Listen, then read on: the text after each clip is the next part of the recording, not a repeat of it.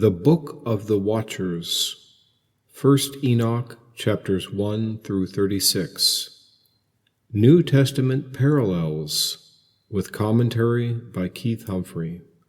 Narrated by Keith Humphrey. The Book of Enoch, speaking here of 1 Enoch, 2 Enoch, and 3 Enoch not being considered, is a particularly controversial work, not only because of the difficult content matter, but the semblances of great authority which often lead to debate about why Enoch was excluded from the canon of Scripture. This question of canonicity is immaterial for the purpose of this study, which only seeks to highlight allusions and similar concepts expressed in the New Testament.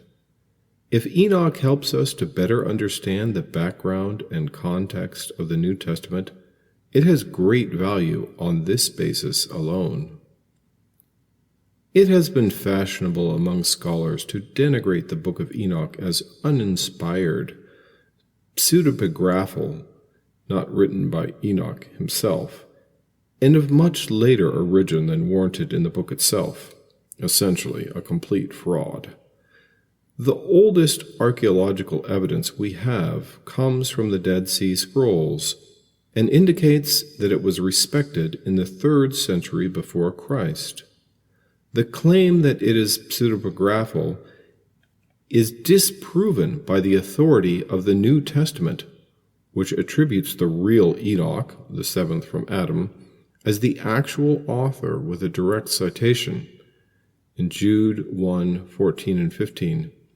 And Enoch also, the 7th from Adam, prophesied of these, saying, Behold, the Lord cometh with 10,000s of his saints, to execute judgment upon all, and to convince all that are ungodly among them of all their ungodly deeds, which they have ungodly committed, and of all their hard speeches which ungodly sinners have spoken against him. This is a direct quote from 1 Enoch 1:9. Because, behold, he is coming with 10s of thousands of his holy ones, to make a judgment against all, and to cause all the impious ones to perish, and he will convict all flesh in regard to all of the works of their impiety which they impiously committed, and in regard to all the proud and hard discourses which impious sinners uttered against him. Anyone who accepts the authority of the New Testament must admit the actual authorship of the real Enoch and divine inspiration of this one verse at the very least. On the other hand, nobody can accept that the version of the Book of Enoch which we now possess is holy and inspired and without error. It has numerous factual errors and historical anachronisms, which would indicate that it has been significantly corrupted over time. For example, in 1 Enoch 13:7, And I went off and sat by the waters of Dan in the land of Dan, which is southwest of Hermon. Although Hermon could in theory have been a name from antiquity, of course the land of Dan was not called that until after the conquest of Canaan. And in 1 Enoch 56:5, And in those days the angels shall return and hurl themselves to the east upon the Parthians and Medes. The Parthian kingdom did not exist until the 3rd century before Christ, so scholars point to examples like this as obvious indicators that 1 Enoch is a complete fraud. If it were a fraud on this account, however, it would be a very clumsy one. Perhaps ancient translators took liberties to update unknown place names from antiquity, which would have been unintelligible to readers, to more contemporary counterparts, just to give readers an idea of their relative location. In any case, no Christian who believes the Bible can dismiss the Book of Enoch completely, and neither can any sensible reader accept it completely. So while we might debate where the level of accuracy stands, be it somewhere between 1% and 99%, This is not the purpose of this commentary. The canon of Scripture has long been closed, and First Enoch was excluded by all except the Ethiopian Orthodox Church. This commentary addresses the broader questions. In what ways does the Book of Enoch elucidate teachings in the New Testament through the expression of similar ideas? What did Jesus and the apostles think of the Book of Enoch? In his departure from Mosaic tradition, Jesus appeals to an older and higher precedent than Moses. In Matthew 19:8, he saith unto them, Moses, because of the hardness of your hearts, suffered you to put away your wives, but from the beginning it was not so. The claim to authority that Jesus makes is even greater than that of Abraham. In John 8:58, Jesus said unto them, Verily, verily, I say unto you, before Abraham was, I am. In his persistent appeal to that which is older and higher, Jesus names himself as the Son of Man, in an apparent reference to the Book of Enoch. The Book of Enoch represents the most ancient wisdom of God's people. In the Genesis Apocryphon, when Abraham is asked to share divine wisdom with Pharaoh, he reads to him from the Book of Enoch. Enoch himself is an antipodal figure to the fallen watchers. They forsake their proper domain in the spirit world to cross into the physical, while Enoch walks with God to such an extent that he is translated from the physical into the spiritual realm. This unseen world that Enoch explores exists parallel to earth and is part of this creation, but cannot be visited by man this side of death, except through a dream or vision or some kind of out-of-body experience. It is the place where man once walked with God in the Garden of Eden, and to where the righteous will be restored after death, to find rest in that blissful eternal dwelling. The Book of Enoch does not read like a single scroll, but more like a stack of papers. It is a collection of several works that do not fit neatly together, and in some places it even seems that pages are out of sequence. For the purposes of this commentary, only selected sections will be reviewed. The Book of the Watchers, 1 Enoch, chapters 1 through 36, the text and commentary follows. The Book of Parables, 1 Enoch, chapters 37 through 71, considered separately. The Book of Luminaries, 1 Enoch, chapters 72 to 82, is not considered. The Book of Dream Visions, 1 Enoch, chapters 83 through 90, is not considered. The Epistle of Enoch, 1 Enoch, chapters 91 through 105, is considered separately. Appendix 1, The Birth of Noah, 1 Enoch, chapters 106 to 107, is not considered. Appendix 2, Another Chapter of Enoch, 1 Enoch, chapter 108, considered separately. The translation used in this commentary is taken from biblicalaudio.com. This is a fine, modern English translation of 1 Enoch, with variations in source manuscripts diligently compared and footnoted.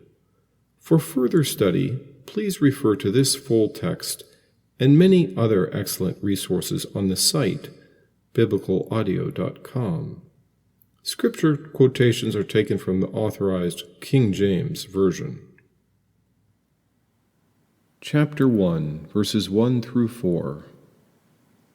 The accounts of a blessing with which Enoch blessed righteous and elect ones, who will be present on a day of distress, to remove all the enemies, and righteous ones will be saved. And taking up his parables, he spoke, Enoch, a righteous human whose eyes were opened by God, who had the vision of the Holy One, and of the heavens which he showed to me. And I heard everything from the words of the watchers and all the holy ones. And as I heard everything from them, I also understood what I saw. And it is not for this generation that I expound, but I utter things about a generation which is distant. And now I say things about the elect ones, and I take up my parable about them. And the great Holy One will come forth from his dwelling, and the God of the age will walk, and from that place upon the earth, upon the Sinai mountain, and he will appear out of his camp, and he will appear in his strong power, and he will shine in his might from the heavens of the heavens. It says, Enoch, a righteous human whose eyes were opened by God, who had the vision of the Holy One and of the heavens, which he showed to me. And I heard everything from the words of the watchers and all the holy ones. And as I heard everything from them, I also understood what I saw. This introduction is echoed in Revelation 1:1 and 2. The revelation of Jesus Christ, which God gave unto him, to show unto his servants things which must shortly come to pass. And he sent and signified it by his angel unto his servant John, who bare record of the word of God and of the testimony of Jesus Christ, and of all things that he saw. It says, And it is not for this generation that I expound, but I utter things about a generation which is distant. This idea that a revelation should be hidden until it comes to a distant generation is consistent with 1 Peter 1:12. Unto whom it was revealed that not unto themselves, but unto us they did minister the things, which are now reported unto you by them that have preached the gospel unto you with the Holy Ghost sent down from heaven, which things the angels desire to look into. It says, And now I say things about the elect ones, and I take up my parable about them. This description of righteous mortals who receive mercy from God as elect, or chosen ones, is often used in the New Testament in reference to the people of God. Matthew 24:22 through 24, And except those days should be shortened, there should no flesh be saved, but for the elect's sake those days shall be shortened. Then if any man shall say unto you, Lo, here is Christ, or there, believe it not. For there shall arise false Christs and false prophets, and shall show great signs and wonders, insomuch that, if it were possible, they shall deceive the very elect. In Matthew 24:31, And he shall send his angels with a great sound of a trumpet, and they shall gather together his elect from the four winds, from one end of heaven to the other. Romans 8:33, Who shall lay anything to the charge of God's elect? It is God that justifieth. It says, And the God of the age will walk, and from that place upon the earth, upon the Sinai mountain. Historical anachronisms, such as this reference to Mount Sinai, are common to the book of Enoch, which is partly why it is dated to a period much later, around the 3rd century before Christ.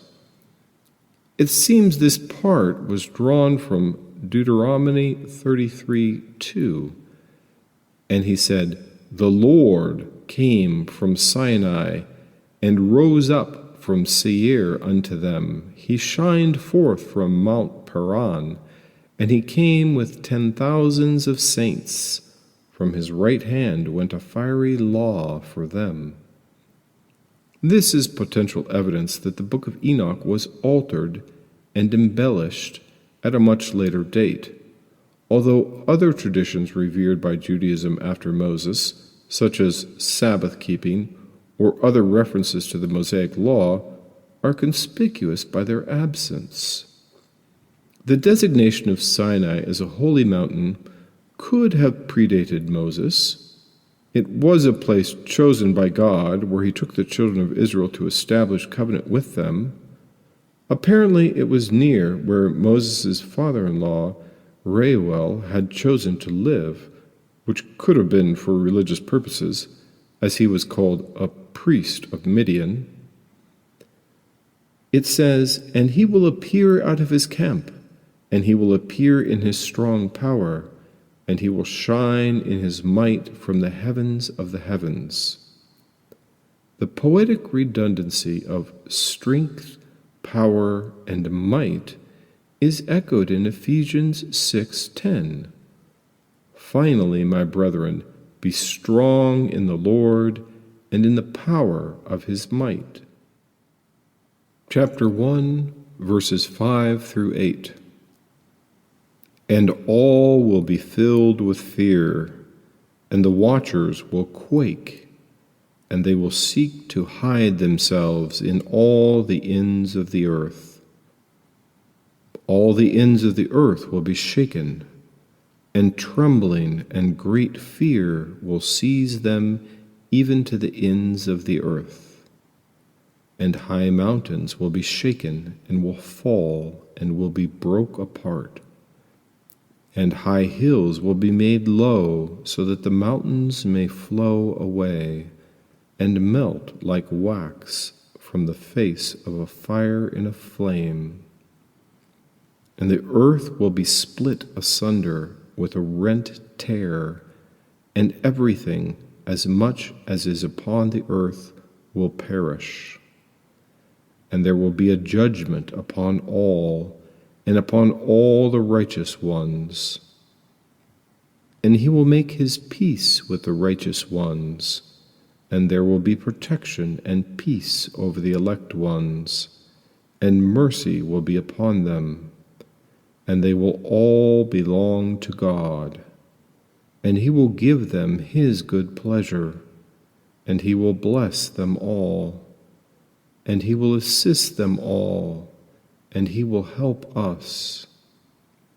And the light of God will shine upon them, and he will make peace with them." The reference to an angelic being called a watcher is mentioned nowhere else in Scripture except the 4th chapter of Daniel, where it is equated with a holy one. Daniel 4:13. "I saw in the visions of my head upon my bed, and behold, a watcher and an holy one came down from heaven." Daniel 4:17. "This matter is by the decree of the watchers, and the demand by the word of the holy ones." Daniel 4:23. "And whereas the king saw a watcher and an holy one coming down from heaven." This description of a coming judgment on the earth, coincident with the displacement of heavenly powers, sounds similar to what Jesus said. Luke 21:26. "Men's hearts failing them for fear and for looking after those things which are coming on the earth. For the powers of heaven shall be shaken." The melting of mountains like wax is also mentioned elsewhere. Micah 1:3 and 4. "For behold, the Lord cometh forth out of his place, and will come down, and tread upon the high places of the earth. And the mountains shall be molten under him, and the valleys shall be cleft, as wax before the fire, and as the waters that are poured down a steep place." Psalms 97:5. The hills melted like wax at the presence of the Lord, at the presence of the Lord of the whole earth. Chapter 1, verse 9. Because behold, he is coming with tens of thousands of his holy ones, to make a judgment against all, and to cause all the impious ones to perish. And he will convict all flesh in regard to all the works of their impiety which they impiously committed, and in regard to all the proud and hard discourses which impious sinners uttered against him. This is the singular direct quotation of the book of Enoch in the New Testament, which Jude quotes with very explicit attribution to Enoch himself, the seventh from Adam, making it clear that he believed it was indeed written by the very same. Even the naysayers must admit that this one verse at least is canonical. Jude 1:14 and 15. And Enoch also, the seventh from Adam, prophesied of these, saying, Behold, the Lord cometh with 10,000s of his saints, to execute judgment upon all, and to convince all that are ungodly among them of all their ungodly deeds which they have ungodly committed, and of all their hard speeches which ungodly sinners have spoken against him. Many will call the book of Enoch pseudepigrapha, meaning that it has been falsely attributed to Enoch. But to do so does not only impugn the book of Enoch, but the book of Jude and the New Testament itself. Whatever doubt might be placed upon the book of Enoch, a believer in the inerrancy of Scripture cannot call this part of it pseudepigrapha. Chapter 2, verse 1 through chapter 5, verse 3. All of you contemplate all works, and observe the works of the heavens, and the luminaries which do not change their courses in the stations of their lights, and how they all arise and set. Each one has been assigned in its assigned season, and they shine at their fixed seasons, and do not transgress their own assignment. All of you observe the earth, and contemplate its works, which take place on it from the beginning until the consummation. They are corruptible, that nothing at all changes, but all the works of God are manifest to you.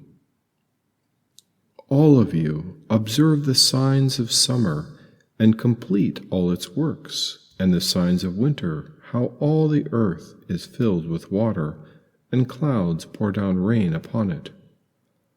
All of you contemplate and observe how all the trees wither and shed all their foliage, except 14 trees which do not shed, which remain with the old until the new comes after 2 or 3 years.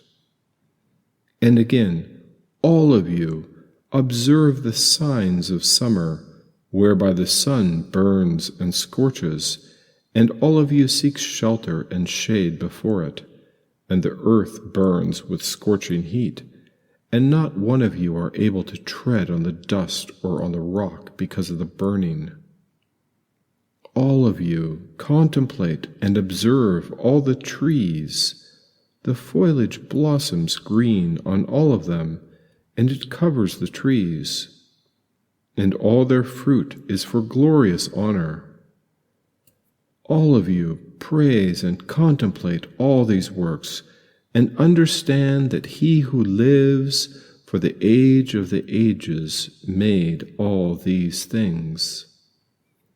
And this is how all his works which he does forever take place from year to year, and they all carry out their works for him, and their works do not alter, but they all perform his word.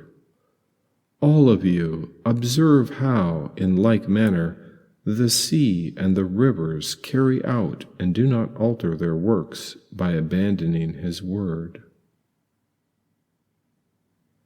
The consistent cycles of heaven and earth are associated with the permanence of God's rule over creation. Matthew 5:18. For verily I say unto you, till heaven and earth pass, one jot or one tittle shall in no wise pass from the law till all be fulfilled. Luke 16:17. And it is easier for heaven and earth to pass than one tittle of the law to fail. Romans 1:20. For the invisible things of him from the creation of the world are clearly seen, being understood by the things that are made, even his eternal power and Godhead, so that they are without excuse. When these cycles shall fail, it indicates the dissolution of the entire created order. Matthew 24:29. Immediately after the tribulation of those days shall the sun be darkened, and the moon shall not give her light, and the stars shall fall from heaven, and the powers of the heavens shall be shaken. Chapter 5, verses 4 through 7. But each one of you have altered your works, and have not been steadfast, nor acted according to his instructions. Instead, you have turned aside. You have spoken proud and hard words with your unclean mouth against his greatness, for you have spoken against him with your lies. O hard of heart, you will have no peace. Then all of you will curse your days, and the years of your life will perish, and the years of your perdition will be multiplied in a perpetual curse, and not one of you will have mercy or peace. Then your names will be given as a perpetual curse for all the righteous ones, and all who curse will curse by you, and all the sinners and impious ones will swear by you, and all the elect ones will rejoice, and they will have forgiveness of sins, and all mercy and peace and gentleness. There will be a salvation for them, a good light, and they will inherit the earth. But for all you sinners, there will be no salvation. Instead, a curse will abide upon all of you. And there is a light and favor and peace for the elect ones, and they will inherit the earth. But for all you impious ones, there will be a curse. It says, You have spoken proud and hard words with your unclean mouth against his greatness. The propensity of sinners to speak proud and hard words is echoed in Jude 1:16. These are murmurers, complainers, walking after their own lusts, and their mouth speaketh great swelling words, having men's persons in admiration because of advantage. And also in 2 Peter 2:17 and 18. These are wells without water, clouds that are carried with a tempest, to whom the mist of darkness is reserved forever. For when they speak great swelling words of vanity, they allure through the lusts of the flesh, through much wantonness, those that were clean escaped from them who live in error. It seems that Jesus knew this passage well and had a similar style in his preaching. This litany of blessings upon the elect, with contrasting curses upon sinners, is echoed in the Beatitudes. The same mentions of rejoicing, mercy, peace, and salvation, and the promise that they will inherit the earth, are found in the Sermon on the Mount, Matthew 5:3-12. Blessed are the poor in spirit, for theirs is the kingdom of heaven. Blessed are they that mourn, for they shall be comforted. Blessed are the meek, for they shall inherit the earth. Blessed are they which do hunger and thirst after righteousness, for they shall be filled. Blessed are the merciful, for they shall obtain mercy. Blessed are the pure in heart, for they shall see God. Blessed are the peacemakers, for they shall be called the children of God. Blessed are they which are persecuted for righteousness' sake, for theirs is the kingdom of heaven. Blessed are ye when men shall revile you and persecute you, and shall say all manner of evil against you falsely, for my sake. Rejoice and be exceeding glad, for great is your reward in heaven. For so persecuted they the prophets which were before you. And also in the Sermon on the Plain, including corresponding curses upon the wicked, Luke 6:20-26. And he lifted up his eyes on his disciples and said, Blessed be ye poor, for yours is the kingdom of God. Blessed are ye that hunger now, for ye shall be filled. Blessed are ye that weep now, for ye shall laugh. Blessed are ye when men shall hate you, and when they shall separate you from their company, and shall reproach you, and cast out your name as evil for the Son of Man's sake.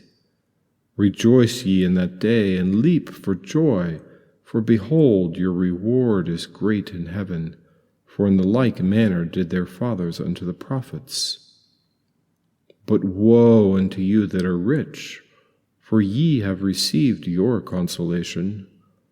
Woe unto you that are full, for ye shall hunger. Woe unto you that laugh now, for ye shall mourn and weep. Woe unto you when all men shall speak well of you, for so did their fathers to the false prophets. Chapter 5, verses 8-10. Then a light and favor will be given to the elect ones, and they will inherit the earth.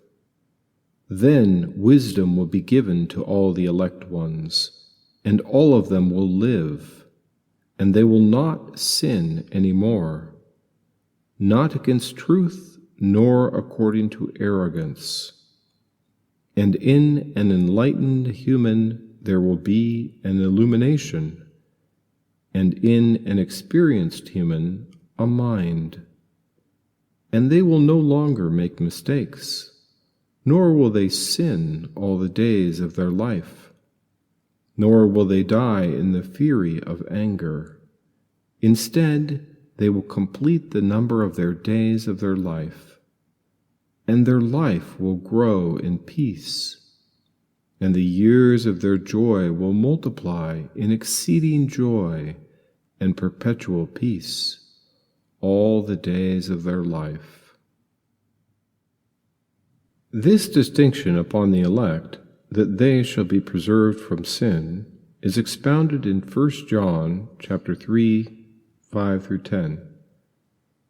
And ye know that he was manifested to take away our sins, and in him is no sin. Whosoever abideth in him sinneth not. Whosoever sinneth hath not seen him, neither known him. Little children, let no man deceive you. He that doeth righteousness is righteous, even as he is righteous. He that committeth sin is of the devil, for the devil sinneth from the beginning. For this purpose the Son of God was manifested, that he might destroy the works of the devil. Whosoever is born of God doth not commit sin, for his seed remaineth in him, and he cannot sin, because he is born of God. In this the children of God are manifest, and the children of the devil. Whosoever doeth not righteousness is not of God, neither he that loveth not his brother. Chapter 6, verses 1 through 8. And it came to pass, when the sons of the humans had multiplied in those days, blooming and beautiful daughters were born to them. And the watchers, sons of the heavens, saw them and desired them. And they spoke to one another, Come, let us choose women for ourselves from the daughters of the humans of the earth, and let us beget children for ourselves. And Shemihazah, their chief, spoke to them, I fear that all of you will not want to do this deed, and I alone will be guilty of a great sin. And they all answered and spoke to him, Let us all swear an oath, and let us all bind one another with imprecations, that none of us will turn back from this counsel until we fulfill it and do this deed. Then they all swore to him together, and bound one another with imprecations upon it. Now they were all of them 200, who descended from the mountain in the days of Jared, onto the peak of the Hermon mountain, and they called the mountain Hermon, because they swore and bound one another with imprecations upon it. And these are the names of their chiefs: Shemihazah, who was their chief, Artachoth second to him, Ramashel third to him, Kokebel fourth to him, Armumahel fifth to him, Ramael sixth to him, Daniel seventh to him, Zekel eighth to him, Barak-el ninth to him, Azazel 10th to him, Hermani 11th to him, Matarel 12th to him, Ananel 13th to him, Setoel 14th to him, Shemshiel 15th to him, Sahariel 16th to him, Tumiel 17th to him, Turiel 18th to him, Yamiel 19th to him, Zehorel 20th to him. These are the chiefs of tens of the 200 messengers. Chapter 7, verses 1 through 6. These and all the others with them took women for themselves from among all whom they chose, and they began to go in to them, and to defile themselves with them until the flood, and to teach them sorcery and spell-bindings, and to make clear to them the cutting of roots and plants. Now the women became pregnant by them, and bore to them 3 kinds. First, great giants, but the giants begot Nephilim, and to the Nephilim were born Eliod. And they were growing in accordance with their greatness, and they were devouring the labor of all the sons of the humans, and the humans were unable to sustain them. But the giants conspired to slay the humans and to devour them, and they began to sin against all the birds and beasts of the earth, and creepers which creep upon the earth, and in the waters, and in the heavens, and the fish of the sea. And they began to devour the flesh of one another, and they drank the blood. Then the earth petitioned against the lawless ones for everything which was done upon it. This corresponds to a similar passage in Genesis 6, 1 through 5. And it came to pass, when men began to multiply on the face of the earth, and daughters were born unto them, that the sons of God saw the daughters of men, that they were fair, and they took them wives of all which they chose. And the Lord said, My spirit shall not always strive with man, for that he also is flesh, yet his days shall be 120 years. There were giants in the earth in those days, and also after that, when the sons of God came in unto the daughters of men, and they bare children to them. The same became mighty men which were of old, men of renown. And God saw that the wickedness of man was great in the earth, and that every imagination of the thoughts of his heart was only evil continually. There are those who reject the book of Enoch in favor of the idea that the Genesis account was an allegorical description of an intermingling between the sons of Seth and the daughters of Cain. This alternative, merely human explanation was popularized by Augustine in The City of God, although Augustine does concede that actual giants existed in the ancient world. From Augustine's City of God, chapter 23, we cannot deny that Enoch, the seventh from Adam, left some divine writings, for this is asserted by the Apostle Jude in his canonical epistle.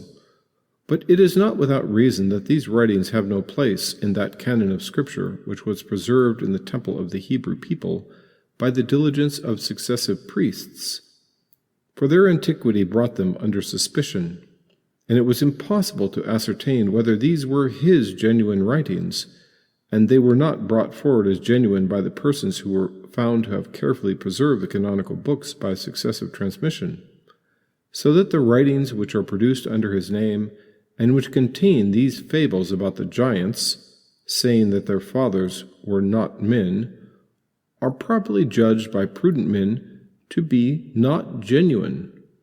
Just as many writings as produced by heretics under the names both of other prophets and, more recently, under the names of the apostles, all of which, after careful examination, have been set apart from canonical authority under the title of Apocrypha. There is therefore no doubt that, according to the Hebrew and Christian canonical scriptures, there were many giants before the deluge, and that these were citizens of the earthly society of men, and that the sons of God, who were according to the flesh the sons of Seth, sunk into this community when they forsook righteousness. Nor need we wonder that giants should be born even from these, for all of their children were not giants, but there were more then than in the remaining period since the deluge.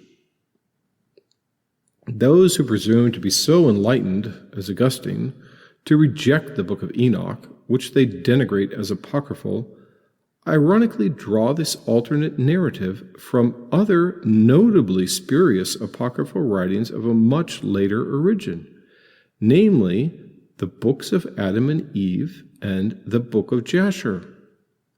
From the second book of Adam and Eve, 20:32. Then Satan made them look most beautiful before the sons of Seth, as he also made the sons of Seth appear of the fairest in the eyes of the daughters of Cain, so that the daughters of Cain lusted after the sons of Seth like ravenous beasts, and the sons of Seth after the daughters of Cain, until they committed abomination with them. In Jasher 4:18. And their judges and rulers went to the daughters of men, and took their wives by force from their husbands, according to their choice. And the sons of men in those days took from the cattle of the earth, the beasts of the field and the fowls of the air, and taught the mixture of animals of one species with the other, in order therewith to provoke the Lord. And God saw the whole earth, and it was corrupt, for all flesh had corrupted its ways upon earth, all men and all animals.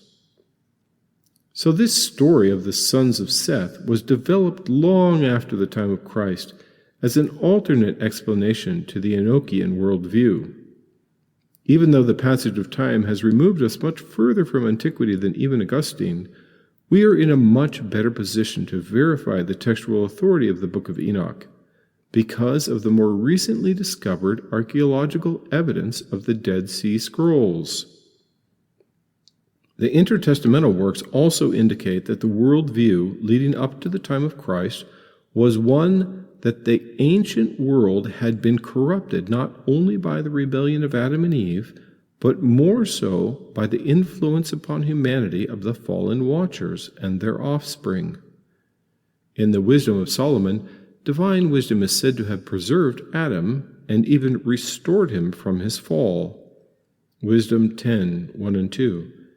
She preserved the first-formed father of the world, that was created alone, and brought him out of his fall, and gave him power to rule all things. There was no preservation nor reconciliation for the giants, however, which had to be destroyed. Wisdom 14:6. For in the old time also, when the proud giants perished, the hope of the world governed by thy hand escaped in a weak vessel, and left to all ages a seed of generation. And Sirach 16:7. He was not pacified toward the old giants, who fell away in the strength of their foolishness. Even in the story of the Exodus from Egypt, part of the mission of the conquest of Canaan was specifically to exterminate any remaining offspring of the giants, such as Og, king of Bashan. This was long after the flood, and so either there were other later incidents with fallen angels, or perhaps some residual genetics that might have come from the wives of Shem, Ham, and Japheth. Deuteronomy 3:11. For only Og, king of Bashan, remained of the remnant of giants. Behold, his bedstead was a bedstead of iron. Is it not in Rabbath of the children of Ammon? 9 cubits was the length thereof, and 4 cubits the breadth of it, after the cubit of a man. Deuteronomy 3:13. And the rest of Gilead and all Bashan, being the kingdom of Og, gave I unto the half-tribe of Manasseh, all the region of Argob, with all Bashan, which was called the land of giants. The initial failure of the conquest of Canaan was in part due to the unwillingness of the cowardly spies to face the task of exterminating the giants. Numbers 13:33. And there we saw the giants, the sons of Enoch, which come of the giants, and we were in our own sight as grasshoppers, and so we were in their sight. So humanity is redeemable, but the fallen watchers and their giant offspring are not. By rejecting the supernatural explanation of the origins of evil in the world from the fallen watchers, Augustinianism and later Reformation theology had to place a much greater emphasis on the sin of Adam and Eve. Chapter 8, verses 1 through 4. And Azazel, the 10th of the chiefs, taught the humans to make swords of iron, and weapons, and shields, and breastplates of brass, and every instrument of war. And he showed to them metals of the earth, and how they should work gold, to fashion it suitably, and concerning silver, to fashion it for bracelets and ornaments for the women. And he instructed them about antimony, and about eyeshadow, and about all manner of precious stones, and about dyes and varieties of adornments. And the sons of the humans made these for themselves and for their daughters, and they transgressed, and led the holy ones astray. And there was much impiety upon the earth, and they made their ways desolate. Shemihazah taught spellbinding and the cutting of roots and herbs of the earth. Hermane taught sorceries, incantations, sophistries, and loosing of incantations. Barachel taught the auguries of the lightning flashes. Kokab-el taught the auguries of the stars. Zik-el taught the auguries of the meteors. Arcticoff taught the auguries of the earth. Shemashiel taught the auguries of the sun.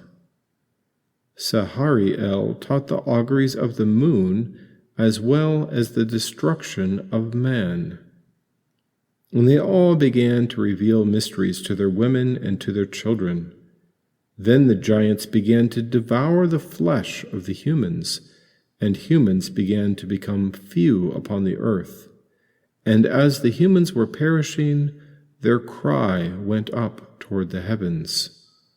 Bring our case before the Most High, and our destruction before the glory of the Great One.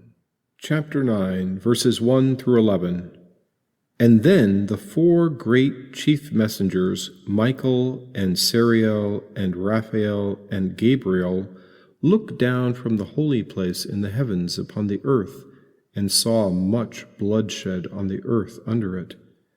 And all the earth was filled with the impiety and violence which had befallen it. And entering in, they said to one another, The voice and the cry of the sons of the earth are ascending to the gates of the heavens. And they said to the holy ones of the heavens, The spirits and souls of the humans are petitioning, saying, Bring our case before the Most High, and our destruction before the glory of the Majesty, before the Lord of all lords in majesty. And Raphael and Michael and Sariel and Gabriel approached and said to the Lord of the ages, You are our great Lord, Lord of the ages, and God of gods and Lord of lords and King of kings and God of the ages. And the throne of your glory is for every generation of the generations of the age. And your name is holy and great and blessed for all the ages. For you have made all things and have authority over all. And all things are manifest and uncovered before you, and you see all things, and there is nothing which can be hidden from you. You see what Azazel has done, who has taught all iniquity and sin upon the earth, and all deceit upon the dry land. And he has made clear the mysteries of the age, and revealed to the world the things which are in the heavens, which the sons of the humans were striving to learn. And Shemihazah instructed humans in spellbinding, the one to whom you gave authority to govern all his associates. And they have gone to the daughters of the humans of the earth, and they have mated with them, and have defiled themselves with the women. And they have made clear to them every type of the sins, and have taught them to make hate charms. And now, behold, the daughters of the humans have borne sons from them, giants, half-breeds. And the blood of the humans is shed upon the earth.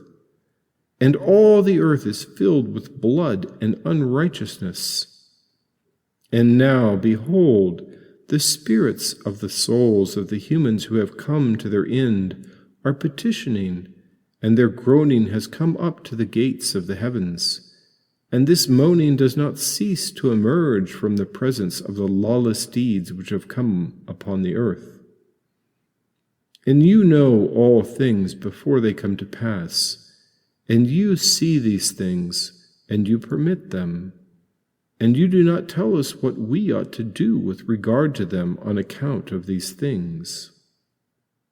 It says, You are our great Lord, Lord of the ages, the God of gods and Lord of lords and King of kings and God of the ages.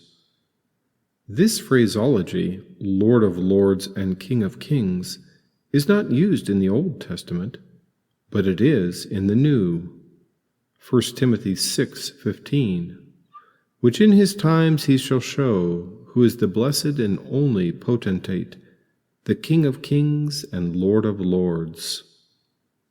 Revelation 17:14, These shall make war with the Lamb, and the Lamb shall overcome them, for he is Lord of lords and King of kings, and they that are with him are called and chosen and faithful.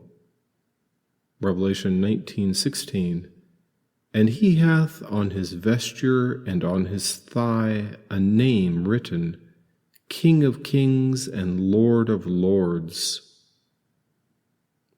It says, For you have made all things, and have authority over all, and all things are manifest and uncovered before you, and you see all things, and there is nothing which can be hidden from you.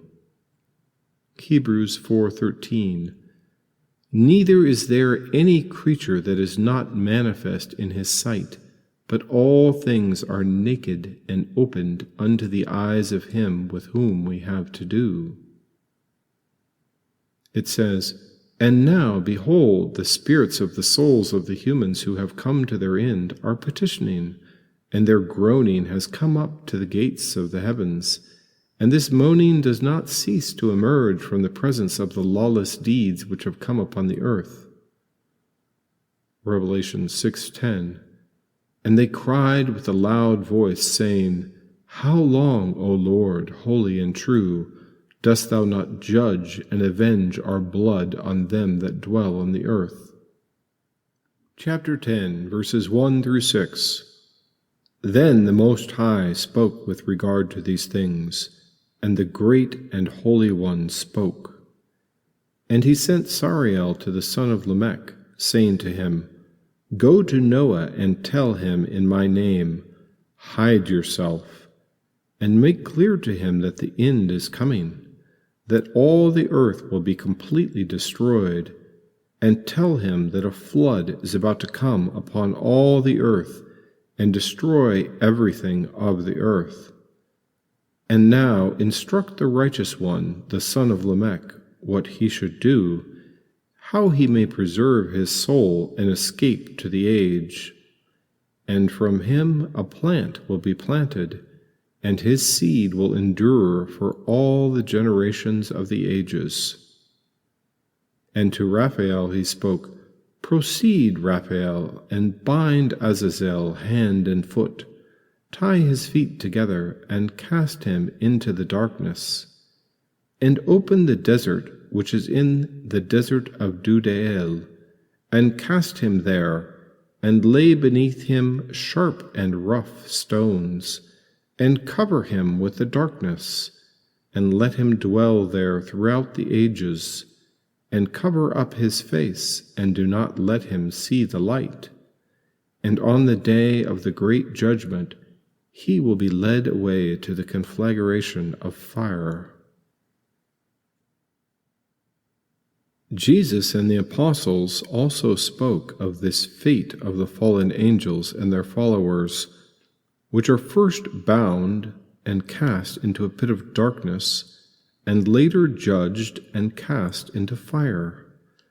2 Peter 2:4, "For if God spared not the angels that sinned, but cast them down to hell, and delivered them into chains of darkness, to be reserved unto judgment."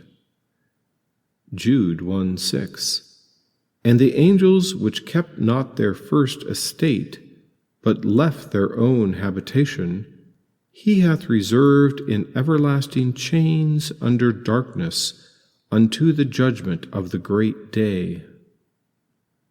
Matthew 22:13, "Then said the king to the servants, Bind him hand and foot, and take him away, and cast him into outer darkness.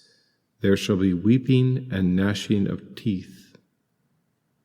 And being cast into the fire in the end, Revelation 19:20, "And the beast was taken, and with him the false prophet that wrought miracles before him, with which he deceived them that had received the mark of the beast, and them that worshipped his image. These both were cast alive into a lake of fire burning with brimstone." Chapter 10, verses 7 through 14. "And heal the earth, which the watchers have desolated, and make clear the healing of the earth, that the stroke may be healed, and all the sons of the humans may not altogether perish on account of the whole mystery which the watchers have told and commanded their sons.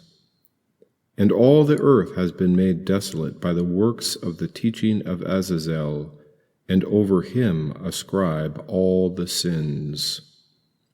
And to Gabriel the Lord spoke, "Proceed, Gabriel, against the bastards, and against the half-breeds, and against the sons of sexual immorality, and destroy the sons of the watchers from among the sons of the humans. Send them against one another in a war of perdition, and length of days they will not have. And they will all request it of you, but no petition will be granted to their fathers and on their behalf, that they should expect to live a perpetual life, nor even that each of them should live 500 years. And to Michael he spoke, Proceed, Michael, make this clear to Shemihazah and the others with him, who have mated with the daughters of the humans, so that they were defiled by them in their uncleanness. And when they and their sons perish, and they see the perdition of their beloved ones, bind them for 70 generations in the wooded vales of the earth, until the great day of their judgment, and until the day of the consummation of the consummation, until the judgment of the ages is consummated. Then they will be led astray to the chaos of the fire, and to the torture, and to the prison, where they will be confined to the age. And whoever is completely burned and destroyed will, from now on, be bound together with them until the consummation of their generation. And at the time of the judgment, which I will judge, they will perish for all generations. This is a common theme, that the offending angels are bound, cast into prison, or a bottomless pit, and later judged by being cast into the lake of fire. Also, those who followed them should share the same fate. So hell was not made for man as a punishment for human rebellion, but for the fallen watchers and those who follow them. This doctrine of hell is consistent with the New Testament. Matthew 25:41. Then shall he say also to them on the left hand, Depart from me, ye cursed, into everlasting fire, prepared for the devil and his angels. 1 Peter 3:19. By which also he went and preached unto the spirits in prison. Revelation 14:10. The same shall drink of the wine of the wrath of God, which is poured out without mixture into the cup of his indignation, and he shall be tormented with fire and brimstone in the presence of the holy angels and in the presence of the Lamb. Revelation 19:20. And the beast was taken, and with him the false prophet that wrought miracles before him, with which he deceived them that had received the mark of the beast, and them that worshipped his image. These both were cast alive into a lake of fire burning with brimstone. Revelation 20:1-3. And I saw an angel come down from heaven, having the key of the bottomless pit and a great chain in his hand. And he laid hold on the dragon, that old serpent, which is the devil and Satan, and bound him 1,000 years, and cast him into the bottomless pit, and shut him up, and set a seal upon him, that he should deceive the nations no more, till the 1,000 years should be fulfilled, and after that he must be loosed a little season. Revelation 20:10. And the devil that deceived them was cast into the lake of fire and brimstone, where the beast and the false prophet are, and shall be tormented day and night forever and ever. Revelation 20:14-15. And death and hell were cast into the lake of fire. This is the second death, and whosoever was not found written in the book of life was cast into the lake of fire. Chapter 10, verses 15-22, chapter 11, verses 1 and 2. And slay all the spirits of the half-breeds and the sons of the watchers, because they have acted unrighteously against the humans, and slay all perversity from the face of the earth, and let every wicked work be gone. And let the plant of the righteousness and the truth appear, and it will become a blessing. The works of the righteousness and the truth will be planted even to the ages with joy. And now all the righteous ones will escape, and they will live until they beget thousands, and all the days of their youth and their old age will be completed in peace. Then all the earth will be tilled in righteousness, and all of it will be planted with trees, and it will be filled with a blessing. And all the trees of exceeding joy will be planted on it, and they will plant vines on it, and every vine which will be planted on it will yield 1,000 jugs of wine, and every seed which is sown on it, each measure will yield 1,000 measures, and each measure of olives will yield 10 baths of oil. Cleanse the earth from every uncleanness, and from all unrighteousness, and from all lawlessness, and from all sin, and remove impieties and all the uncleannesses which have come upon the earth. And all the sons of the humans will become righteous, and all the peoples will worship, and all will bless me, and all of them will prostrate themselves before me. And all the earth will be cleansed from every defilement and from every uncleanness, and I will never again send upon them any anger or scourge for all the generations of the age. And then I will open the storehouses of the blessing which are in the heavens, and send them down upon the earth, upon the works and the labor of the sons of the humans. And then truth and peace will be united together for all the days of eternity, and for all the generations of the humans. It is common to liken the righteous to plants or trees that remain green and fruitful, while the wicked are dry, dead, and uprooted. The children of the wicked and the righteous are also like branches. Jesus uses these metaphors in his speech as well. Luke 23:31, "For if they do these things in a green tree, what shall be done in the dry?" John 15:5 and 6, "I am the vine, ye are the branches. He that abideth in me, and I in him, the same bringeth forth much fruit. For without me ye can do nothing. If a man abide not in me, he is cast forth as a branch, and is withered, and men gather them, and cast them into the fire, and they are burned." Chapter 12, verses 1 through 6.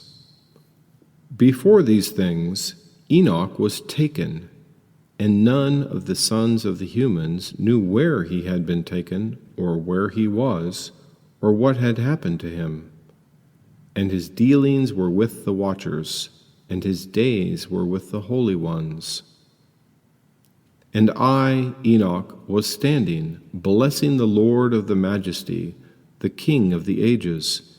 And behold, the watchers of the great Holy One called me, Enoch the scribe, and spoke to me, "Enoch the scribe of the righteousness, go and speak to the watchers of the heavens who left behind the high heavens, the holy place, the station of the age, and have defiled themselves with the women, and they themselves are acting as the sons of the earth do, and have taken women for themselves. Tell them, all of you have wrought a great desolation on the earth, and not one of you will have peace or forgiveness of sins.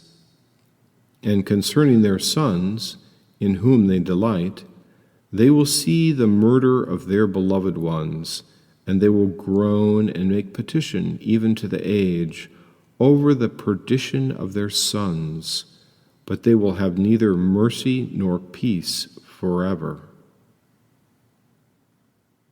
Chapter 13, verses 1 through 10. Now, Enoch, go and speak to Azazel. You will have no peace. A severe sentence has gone forth against you to bind you, and you will have no relief or petition, because of the unrighteous deeds which you revealed, and because of all the works of impieties and the unrighteousness and the sin which you revealed to the sons of the humans. And I went and stated to all of them together, And they all were fearful and trembling, and fear seized them. And they asked me to write a memorandum of petition for them, that they might obtain a petition of forgiveness, and that I should state the memorandum of their petition for them in the presence of the Lord of the heavens, because they were no longer able to utter anything, nor to lift up their eyes to the heavens, out of shame, because of the deeds through which they had sinned, and for which they had been condemned. Then I wrote out the memorandum of their petition, and the requests concerning all of their souls, with regard to every one of their deeds individually, and concerning all they were making request that they might obtain forgiveness and longevity. And I went off and sat by the waters of Dan, in the land of Dan, which is southwest of Hermon. I recited the memorandum of their petition until I fell asleep. And behold, dream visions came upon me, and visions fell upon me, until I lifted up my eyelids to the gates of the palace of the heavens.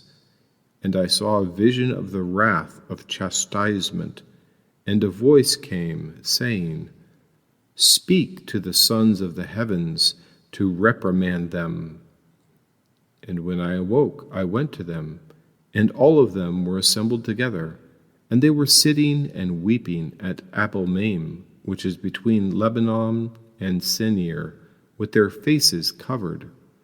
And in their presence I stated, and I brought messages to them about all the visions which I had seen in my times of sleep. And I began to utter the accounts of the righteousness and the vision, and to reprimand the watchers of the heavens. It says, And I went off and sat by the waters of Dan, in the land of Dan, which is southwest of Hermon. And all of them were assembled together, and they were sitting and weeping at Abel-maim, which is between Lebanon and Senir. Here we see more of these historical anachronisms, with the addition of place names which did not come about until after the time of Moses.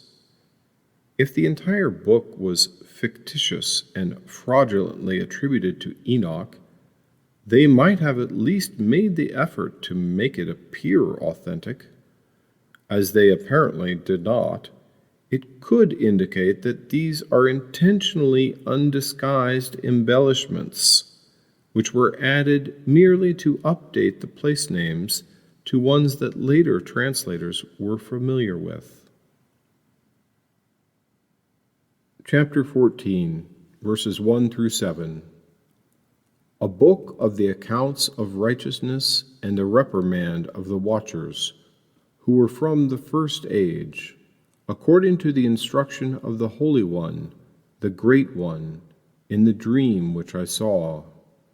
In this vision I saw in my dream what I am now saying with the tongue of flesh, and with the breath of my mouth, which the Great One has given to the sons of the humans, so that they might utter things with them and to understand with their heart. As he destined, fashioned, and created the sons of the humans to understand the words of knowledge, so he has destined, fashioned, and created me to reprimand watchers, the sons of the heavens. I wrote down your petition, but in a vision the following was revealed to me, that you will not obtain your petition for all the days of eternity, but judgment has been consummated in the decree against you, and it will not be to you, that from now on you will not return into the heavens throughout all the ages, and a judgment has been decreed to bind you in bonds within the earth for all the days of the age, and that before these things you will see the perdition of your beloved ones, together with all their sons and their possessions, and that you will have no heirs to them. Instead, they will fall before you by the saber of total destruction. Accordingly, you will not obtain your petition concerning them, nor concerning yourselves. and all of you will be petitioning and making supplication, but not a single word will be uttered from the writing which I have written. It says, I saw a lofty throne, and its appearance was like ice, and its wheels were like the shining sun. And I saw a mountain of cherubs, and from underneath the great throne emerged rivers of flaming fire, and I was unable to look upon it. And the great glory, sat upon it. This description of God as seated on a throne in a great throne room in heaven is consistent with other places in Scripture. Matthew 25:31, when the Son of Man shall come in his glory, and all the holy angels with him, then shall he sit upon the throne of his glory. Revelation 5:11, and I beheld, and I heard the voice of many angels round about the throne, and the beasts and the elders, and the number of them was 10,000 times 10,000, and thousands of thousands. Revelation 22:1, and he showed me a pure river of water of life, clear as crystal, proceeding out of the throne of God and of the Lamb. It says, his cloak was like the appearance of the sun, but brighter and whiter than much snow. Mark 9:3, and his raiment became shining, exceeding white as snow, so as no fuller on earth can white them. It says, and no messenger was able to enter into this house and look upon his face, because of the honor and glory, and no flesh was able to behold him. Revelation 20:11, and I saw a great white throne, and him that sat upon it, from whose face the earth and the heaven fled away, and there was found no place for them. It says, and one of the holy ones came to me and raised me up, and made me stand, and brought me up to the door, but I had my face bowed down. This is like Revelation 1:17. And when I saw him, I fell at his feet as dead. And he laid his right hand upon me, saying unto me, fear not, I am the first and the last.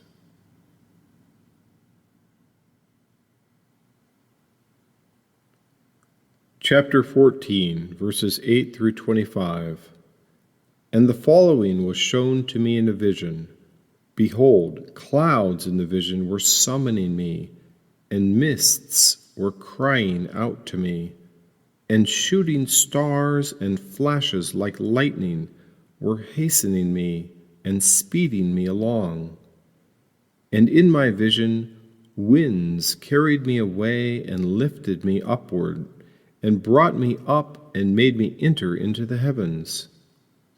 And I went in until I drew near to a wall built of hailstones, and tongues of fire were encircling them all around, and they began to instill fear in me.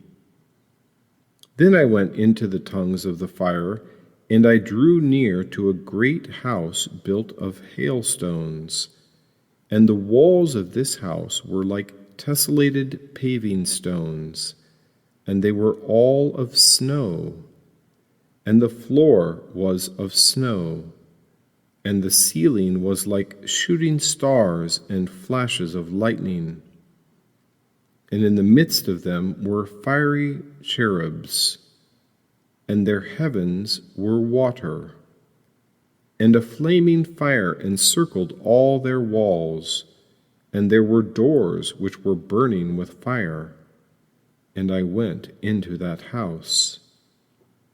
It was hot as fire and cold as snow, and there was no delight of life in it. Fear enveloped me, and trembling seized me, and quaking and trembling I fell upon my face. And I saw in my vision, and behold, I saw another open door before me, and a house greater than the first, and all of it was built of tongues of fire, and all of it so excelled in glory and in honor and in majesty that I am unable to describe for you its glory and its majesty. Its floor was of fire, but its upper part was flashes of lightning and shooting stars, and its ceiling was a flaming fire.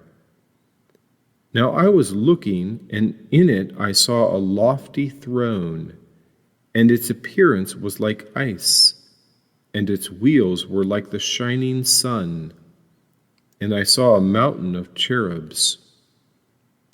And from underneath the great throne emerged rivers of flaming fire, and I was unable to look upon it. And the great glory, sat upon it. His cloak was like the appearance of the sun, but brighter and whiter than much snow. And no messenger was able to enter into this house and look upon his face because of the honor and glory, and no flesh was able to behold him. A flaming fire encircled him, and a great fire stood by him, so that none who surrounded him could approach him. 10,000 times 10,000 stood before him, but he needed no counselor. His every rationalization was deed. And the holy ones of the watchers who approached him did not depart by night, nor by day did they leave him. Until now I had been on my face, prostrate and trembling, and the Lord called me with his own mouth and spoke to me, "Come here, Enoch, and hear my account." And one of the holy ones came to me and raised me up and made me stand and brought me up to the door, but I had my face bowed down. Chapter 15, verses 1 through 7. And he answered, speaking to me, "O human, the true one, a human of the truth." And I heard his voice, "Fear not, Enoch, a human of truth and a scribe of the truth. Come here and listen to my voice. Go and speak to the watchers of the heavens, who have sent you to ask on their behalf. It is you who should be asking on behalf of the humans, and not the humans on behalf of you. Why have you left behind the heavens, the highest heavens, the holy place of the age, and fallen asleep with the women, and were stained with the daughters of the humans, and taken women for yourselves, acting like the sons of the earth, and have begotten for yourselves children, sons which are giants? But all of you were holy ones and living as spirits, perpetual. Yet you were stained in the blood of the women, and gave birth in the blood of flesh. And you desired in the blood of humans, and you are producing flesh and blood, exactly as those do who die off and perish. It was for this reason that I gave them females, in order that they might cast seed into them, and in this way beget children by them, in order that descendants should never fail them upon the earth. But you were existing as spirits, while living perpetual, and are immortal for all the generations of the age.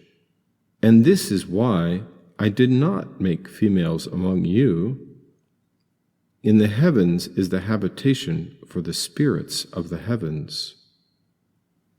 Jesus made reference to this same concept, that the angels in heaven do not marry, which does not preclude that they might be capable of marriage on earth.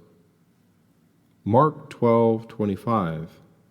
For when they shall rise from the dead, they neither marry nor are given in marriage, but are as the angels which are in heaven. Matthew 22:29-30. Jesus answered and said unto them, Ye do err, not knowing the Scriptures, nor the power of God. For in the resurrection they neither marry nor are given in marriage, but are as the angels of God in heaven. Here Jesus makes a specific point of not knowing the Scriptures before bringing up a teaching from the book of Enoch. Is there another place that Jesus could be referring to when he elucidates on the point that the angels in heaven do not marry? Could it be that Jesus himself is here naming the book of Enoch as among the Holy Scriptures? Chapter 15, verses 8-12. And now the giants who were begotten by the spirits and flesh, they will call them wicked spirits upon the earth, for their habitation will be on the earth. The spirits which will come forth from the body of their flesh are wicked spirits, for they have come into being from humans, and the origin of their creation and the origins of their foundation are from the holy watchers. They will be wicked spirits on the earth, and wicked spirits they will be called. As for spirits of the heavens, in the heavens is their habitation. But spirits begotten on the earth is their habitation. And the vicious spirits of the giants, the Nephilim, act unrighteously and cause desolation, and attack, and wrestle and dash to the ground, and cause injuries. And they eat nothing, instead they abstain from food, and thirst, and produce phantoms, and stumble and fall. And these spirits will not rise up against the sons of the humans and of the women from whom they have come forth. Evil spirits are the earthbound ghosts of the giant hybrid offspring from the fallen watchers and the human women. The idea that they wander about in some spiritual realm is something Jesus talked about. Matthew 12:43. When the unclean spirit is gone out of a man, he walketh through dry places, seeking rest, and findeth none. The granting of relief to mankind from the affliction of evil spirits was a hallmark of Jesus' ministry and a theme throughout the Gospels. Mark 1:22-27. And they were astonished at his doctrine, for he taught them as one that had authority, and not as the scribes. And there was in their synagogue a man with an unclean spirit, and he cried out, saying, Let us alone. What have we to do with thee, thou Jesus of Nazareth? Art thou come to destroy us? I know thee who thou art, the Holy One of God. And Jesus rebuked him, saying, Hold thy peace, and come out of him. And when the unclean spirit had torn him, and cried with a loud voice, he came out of him. And they were all amazed, insomuch that they questioned among themselves, saying, What thing is this? What new doctrine is this? For with authority commandeth he even the unclean spirits, and they do obey him. Chapter 16, verses 1-4. And from the day of the time of the slaughter and perdition and death of the giants, the Nephilim, the mighty of the earth, the great ones of renown, the spirits which emerge from the soul of their flesh will continue to cause desolation, uncondemned. This is how they will cause desolation until the day of the consummation of the great judgment, when the great age will be consummated. From the watchers and the godless it will be consummated all at once. And now say to the watchers who sent you to ask on their behalf, who formerly were in the heavens. You were in the heavens, and there was no mystery which was not unveiled to you. And you learned a mystery which was from God. And in your hardness of heart you made this known to the women. And through this mystery the females and the humans are multiplying the evils upon the earth. Therefore speak to them. You have no peace. So the fallen angels brought with them mysteries from the heavenly realm, and this hidden knowledge was used to corrupt humanity. But there remained deeper mysteries that were unknown to them, which eventually led to their undoing. 1 Corinthians 2, 6-8. Howbeit we speak wisdom among them that are perfect, yet not the wisdom of this world, nor of the princes of this world that come to naught, but we speak the wisdom of God in a mystery, even the hidden wisdom which God ordained before the world unto our glory, which none of the princes of this world knew, for had they known it, they would not have crucified the Lord of glory. 1 Peter 1:12. Unto whom it was revealed that not unto themselves, but unto us they did minister the things, which are now reported unto you by them that have preached the gospel unto you, with the Holy Ghost sent down from heaven, which things the angels desire to look into. Chapter 17, verses 1-8. And these are the names of the holy messengers who keep watch.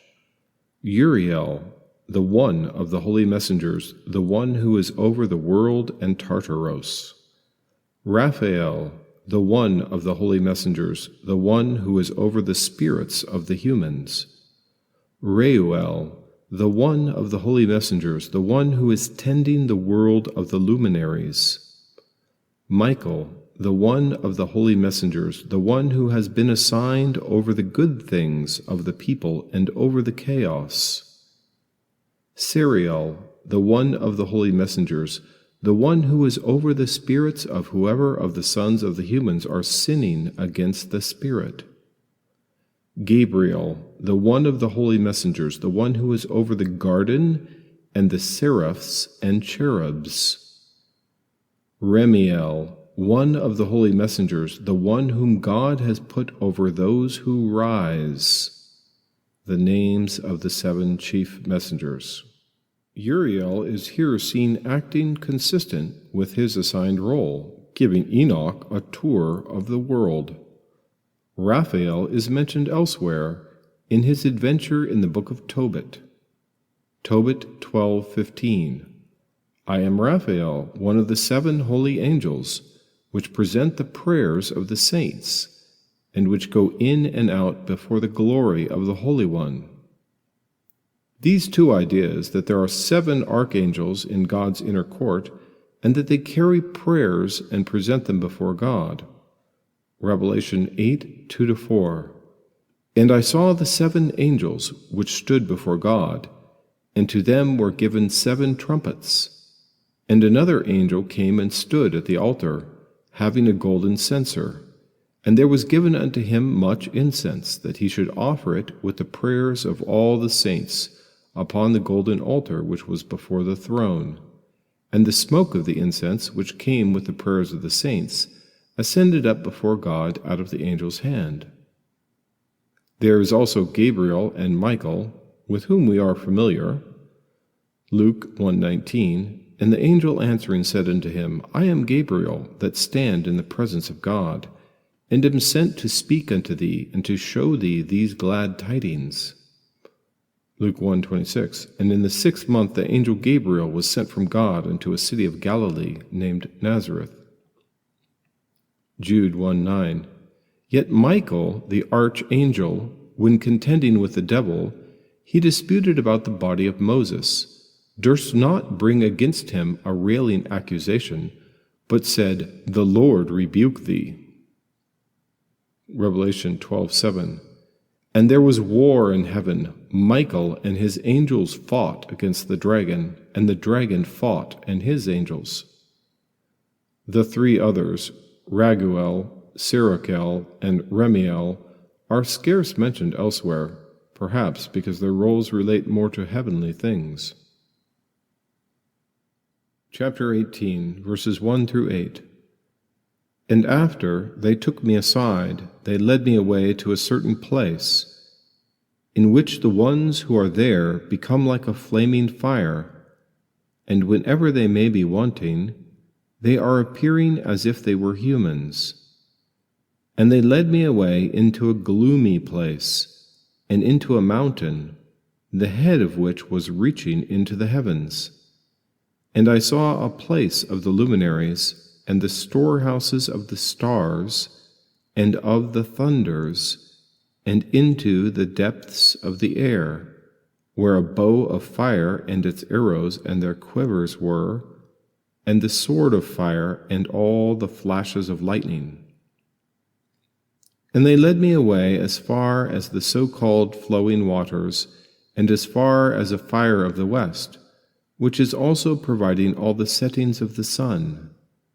And we came as far as a river of fire, in which the fire is running down like water, and is flowing into a great sea of the west. I saw all the great rivers, and I went as far as the great river, and as far as the great darkness. And I went off to a place where no flesh is walking around, and I saw the winds of the darkness, the wintry winds, and the outpouring of all the waters of the abyss. I saw the mouth of all the rivers of the earth, and the mouth of the abyss.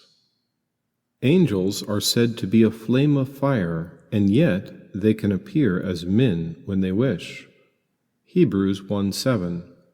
And of the angels he saith, Who maketh his angels spirits, and his ministers a flame of fire, which is quoting Psalms 104:4, Who maketh his angels spirits, his ministers a flaming fire. Angels can take a form almost indistinguishable from humans. Hebrews 13:2, Be not forgetful to entertain strangers, for thereby some have entertained angels unawares. It says, And they led me away into a gloomy place, and into a mountain, the head of which was reaching into the heavens.